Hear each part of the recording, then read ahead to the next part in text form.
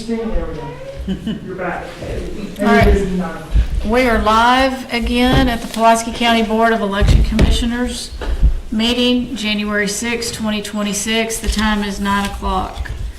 So we do have, we're still waiting on the results, but we should have those in the next up to 5 minutes that we can report on.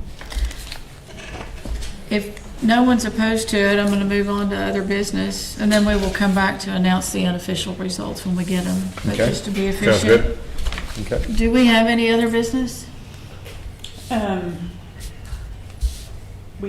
can go ahead and let you know about the slight change we did have to make to the primary ballot you guys approved. Okay. So for the unopposed candidates, we had a header above the Democratic unopposed candidates and the Republican unopposed candidates. We were instructed to remove the party affiliation. So now the header simply says unopposed candidates. So it can now cover anybody who's not partisan on that ballot who's also unopposed, Okay. but not listed, like the nonpartisan judicial or any school board candidates. So Okay. All right. so that's been covered. All right, thank you. You're welcome. Now, can you tell us how many? I mean, we hadn't printed that many, have we? Did we stop the print? Yes. Okay. However, they had already printed a little over 3,300 ballots. Okay. So out of the 36,000 are ordered, so it's not that bad. Do you know how many outstanding unit calls we're at? Don't think we have any. Daryl's asking. We don't have any outstanding unit calling. There was one unit call that was sent out via email, that we haven't, received back. So one. And then there was another one that was sent through mail that we haven't received back either. So we've only received 3 out of 7. Right, but 2 of those are you You call call, and they're yes. still outstanding, so 2.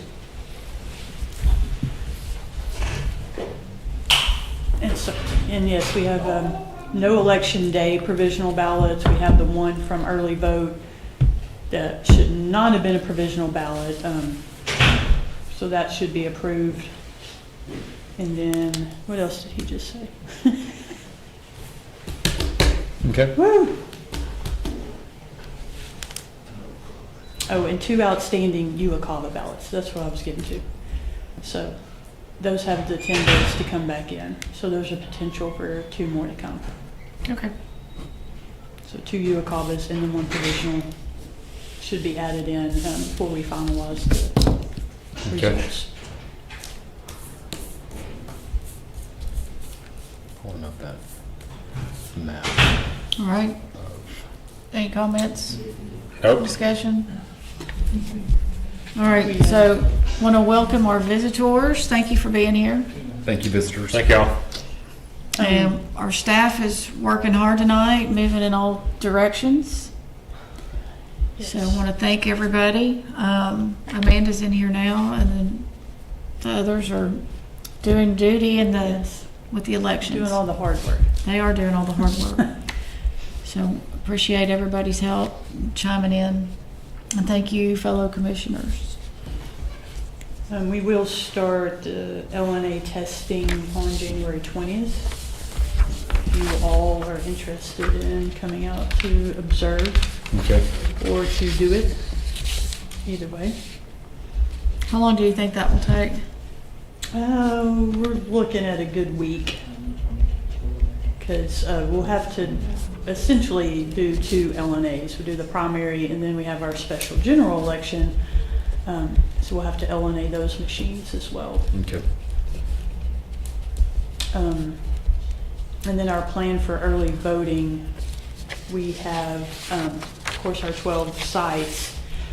2 of those at Lehman and Sherwood, we will put an extra ballot tabulator at those early vote sites for the special House 70 general. The other early vote sites, the likelihood of someone from that district showing up is very slim, so we have these new, I can bring one in here, it's a little ballot secure bag that they can drop those ballots in, and it's sealed up, and they can bring it back. So we don't have to deploy an extra tabulator to an early vote site that won't see any action. Okay. You know what I mean? Okay. So And since we're still waiting, I can run and grab that real quick. That way y'all The, can see what I'm talking about.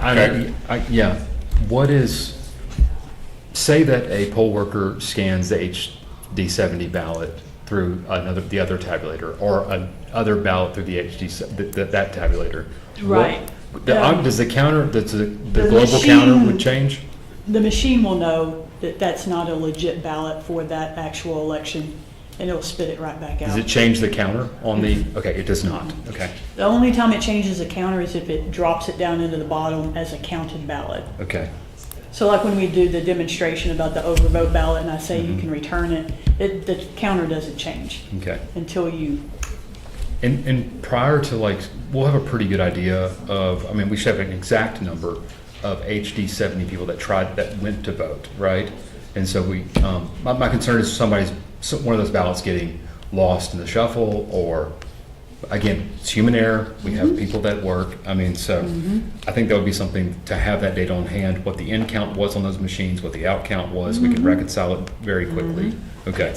And try to make sure. and we are scheduling those poll workers to be trained in a separate training from everybody else. So we don't confuse everybody else, but that you will have two machines in, and they will only hear what they need to hear.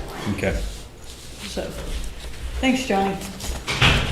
Thank you. No, I like my check there. So these will have a seal on them? So these are they only hold a small amount of ballots anyway. So you can seal the top. So Okay. during the day, don't have it open, of course. Slide ballot down in there. This part stays sealed. You can actually put these two zippers together like this. Let's see. Put a seal on it. That stays locked up all day. They drop ballots in there. When it's done, put a seal there. And then we document those seal numbers, obviously. We already have polling location names assigned here, and then here, House 70 ballots. Gotcha. So, Okay. all the other primary ballots will have to go to the scanner. Is there a possibility that we can look at previous, like the last election, and see how many of House 70 people showed up at these other sites? If we've done that and looked and see what those numbers might look like? Most of them do show up at Lehman, Okay. or not Lehman, Sherwood. like Sherwood or Lehman, either one. Yeah, I mean, Typically, unless you're working somewhere else. right, You're gonna go around where you live, Right. typically. But we'll have these at all the other early vote sites. Sure. Just in case they show up at, say, Southwest Little Rock or way out west of Little Rock. and again, would there be a way for us to get an idea of what that number looked like? Had all things been equal, like last election, how many House 70 voters voted, for instance? Voted at An early vote site? Yeah. Somewhere else. And that might give us an idea of what that might look like, possibly, you I can know? look into that, see if we can Okay, that might be very have a helpful. report available Okay. from our friends over here. So when we check in, when the House District 70 voters check in, Mm-hmm. they are going to be checking in twice? Yes, Okay, yes, they'll have to check in for the primary okay. and then check in for, How do they know to check in twice?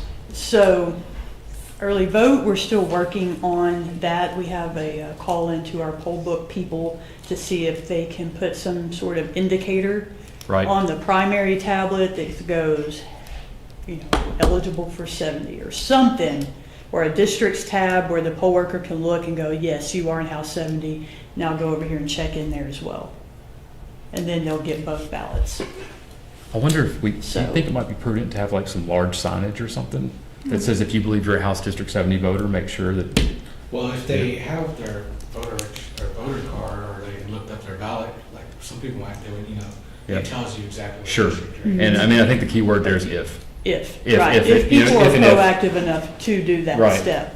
And if you're like me, when you get that voter card in the mail, you go, oh, great, I'm registered, and you throw it away. 100%. Well, but if we had all these calls on the special election that she indicated for, I think Yeah, and maybe those we were should- people from outside the district. Exactly. So That's- what, So, Yeah.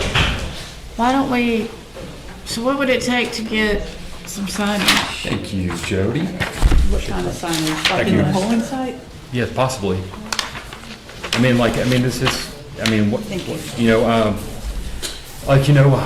one of those pull banners that you can get done at FedEx or whatever that simply, you know what I mean? It's on the easel, you pull it up, and and simply says something like, if you're a House District 70 voter, you are, so I don't know, we could maybe discuss what those words, that verbiage might look like. Just one more thing. Right. I don't want anybody, a voter, saying, I was supposed to vote twice and nobody told me. Right. You know, and again, we could always say, well, you should, you know, but ultimately. Right. And they could, yeah. if they found out before election day, they could ultimately come back and just Right. vote in that. And just in the House District 70 Right. vote again, okay. So we just got to get, information out there to the voters. We're still trying to figure it out on our end. If there's something that can be, make it easy for the poll worker to identify these voters without having to look at some chart and go, oh, Sure. they're in this precinct, ESNS should be able to do something, I would think. What we did 5 years ago, this was prior to tablets, we had laptops at the early vote site with a different early vote program on there. It was still tied to the voter system, but there was a districts tab on there that we instructed the voter to click on. They could see the House district and then knew to direct them to check in for the other election. There's not a districts tab on the poll books that we currently have. So we do have a question into the poll book team and our representative from ESNS about how can we do this for this election. Okay. As easy as possible. The poll worker needs to know, hey, you've got to go over here and check in. Election day is a lot easier because most of those polling sites, everybody's going to be in House 70 with the exception of a few, Sure. So that's a lot easier. It's just the early voting, trying to get that figured out. But we're in the process of working on it and getting a good procedure down. Good, thank you. I do like the thought of signs though. Because I do know people, I know that's probably a lot, but I know when people walk in and they can see a sign, Yeah, they don't read them. I know, but they at least see them. We put up at least 30 signs that we're required to put up, and they just bypass that and go. This is a big one. Oh, yeah. We're but- gonna do like retail signage. We're trying to sell them something, so we're gonna make it attract, there's gonna be something that attracts their attention. Yeah, this won't be a government sign. Right. I don't know how we'll do it, but something cool. Something cool. Maybe like Batman saying, Right. hey, I don't know if we get. I'm going to sign that to you, Michael. You figure the signage out. Yeah, something me that know. makes it go, why is there that sign here? So, I'm going to sign okay. that to you. Okay, all right, maybe I'll think about it, okay. All right, I apologize, Madam Chair. All right, we have election results, unofficial election results. For the special primary election, State Representative District 70. Cordelia Smith Johnson. Total votes, 164. With a total percentage of 20.37. Alex Holliday, 641. Total percentage 79.63.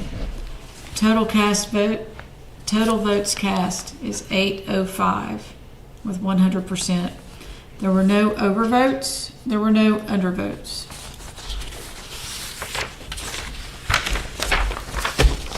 Those are the results.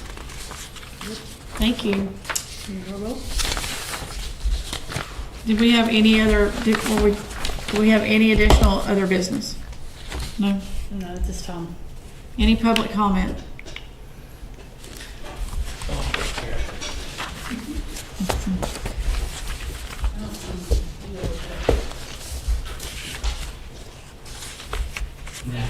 Do we have any viewers? I ran them off tonight. 7? Wow. Okay, no comments. All right. Well, thank you very much. This meeting's adjourned.